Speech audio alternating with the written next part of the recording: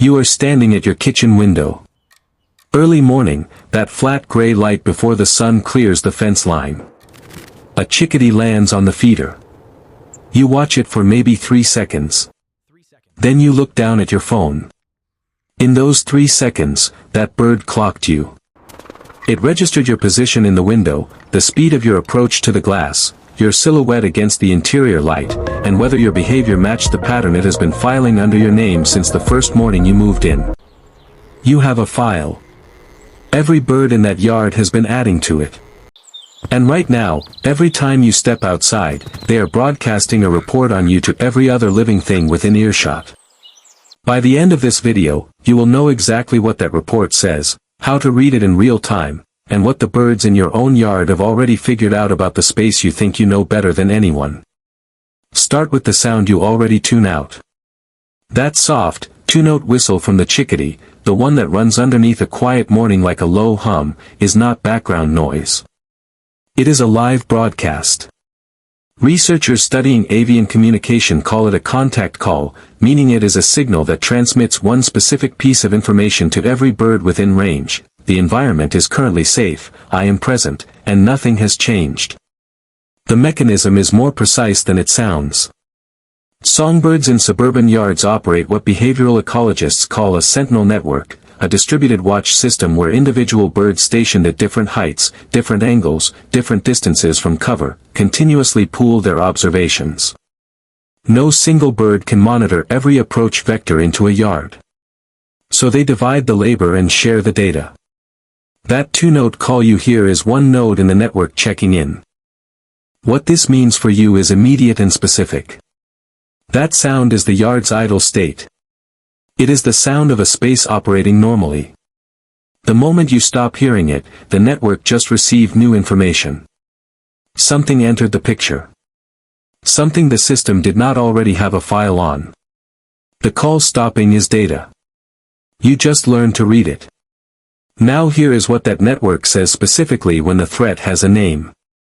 When a chickadee detects a predator, it does not simply go silent. It issues a chickadee alarm call, and researchers at the University of Montana documented something precise about that call structure. The number of D syllables added to the end encodes the danger level of the specific predator detected. A large, perched red-tailed hawk, which is slow and attacks from a stationary position, generates fewer D notes. A small, fast-moving sharp-shinned hawk hunting at low altitude generates significantly more. The birds are not just saying danger. They are publishing a threat grade. That grading system is the part that changes how you see your own yard. Because the birds are not only grading hawks. They are grading everything that moves. Including you. Your specific movement pattern, the pace at which you cross the grass, the routes you take, the times you appear, all of it gets logged and evaluated against their model of what belongs in this space and what represents an unpredicted variable. A person who walks the same path to the car every morning at 7 becomes a known quantity. A person who suddenly appears on the far side of the yard where they never go generates the same response as an unfamiliar cat coming through the fence. You are in the system. The question is what category they have filed you under. What you have been learning so far belongs to a single species. What happens next involves your entire yard simultaneously. The alarm call does not stay inside one species. When a chickadee issues that graduated alarm, robins on the ground freeze within 8 seconds. Sparrows vanish into low cover. Nuthatches press flat against the bark they were working.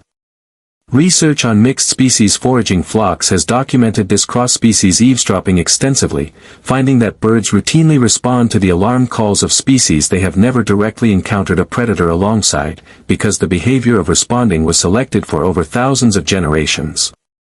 The birds that ignored the chickadee's alarm did not pass on their ignoring.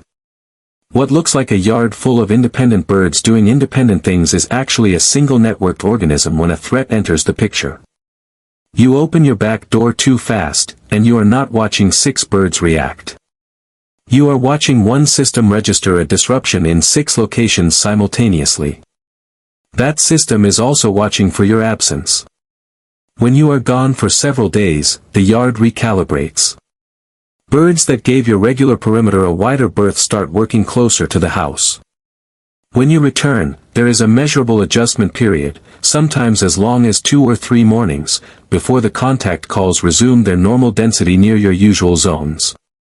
The yard keeps a running record of you, and it notices when you stop showing up. Here is something you can test this week. Pick one spot in your yard where you do not normally stand. Not the patio, not the path to the car. Somewhere off your regular routes. Stand there completely still for 10 uninterrupted minutes. Watch what happens between minute 2 and minute 8. The contact calls will return before you move. What you are observing is the precise threshold at which your presence gets reclassified from unknown variable to background feature. That reclassification is the birds filing a new entry under your name. Now scale this up, because what the birds know about you is actually the smaller part of what they know. The ambient call density in your yard, how many species are calling, how often, from how many different height levels, is a direct index of your yard's ecological health. Cornell Lab of Ornithology population studies tracking suburban bird diversity have documented a consistent correlation. Yards with higher native insect biomass support more species, more complex calling behavior, and longer sustained foraging activity. The birds follow the food chain. Where the insects are dense and diverse, the bird community is layered and vocal. Where the insect population has thinned, the bird community simplifies and quiets, often before any other indicator becomes visible to the homeowner. The silence you attributed to the season, or to migration timing, or to nothing in particular, may have been a precise ecological reading your yard was issuing every morning while you were looking at your phone. The birds are not disappearing. They are redistributing to where the data is better. And they are waiting to see whether you start paying attention. Here is where everything reverses direction. For the first part of this video, you have been learning what the birds know about you. That is only half the exchange. The more useful skill is learning to read what they are continuously publishing about your own space, because they have been running a daily environmental audit of your yard for years, and the results are visible in their behavior if you know where to look. Walk your yard this afternoon with one specific question: where does foraging activity concentrate, and where does it stop? Not the feeder. Ignore the feeder. Look for the spots where birds work the ground for more than 30 seconds without lifting off, the spots where 2 or more species overlap without conflict, the spots where a bird lands and departs immediately without feeding. Those patterns are a map your birds drew through years of daily observation. The ground the robins return to every morning has something the ground they ignore does not. The corner the sparrows consistently avoid is telling you something about soil condition, moisture, or cover structure that would take a soil test weeks to confirm. A bird's presence in a location is a vote for that location. Its absence is a vote against it. Both carry real information about your specific space, and that information is being updated every single day.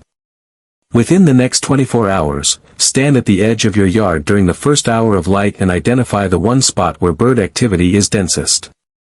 That spot is your yard's highest value ecological zone. Everything radiating out from it is a gradient. The birds already know this. Now you do too.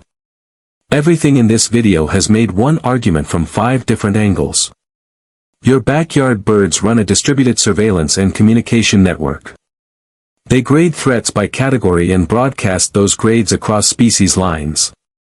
They keep a behavioral file on you specifically, and they update it based on your patterns of presence, movement, and predictability.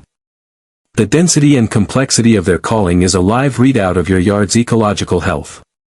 And the map of where they forage and where they avoid is the most detailed environmental assessment your property has ever received.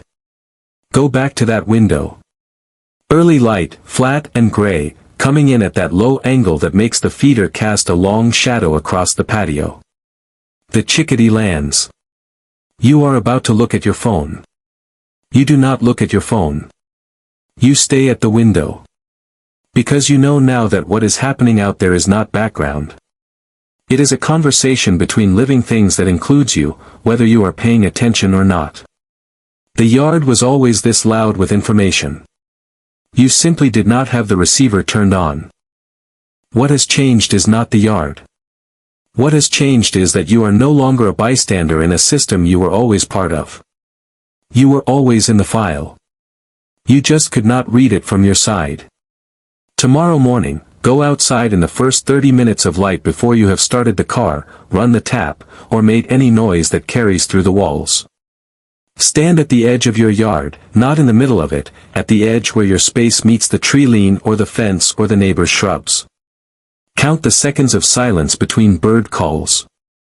Note whether that silence is long and flat or whether it breaks fast and rebuilds. Note what breaks it and from which direction. That number and that pattern are your yard's current status report.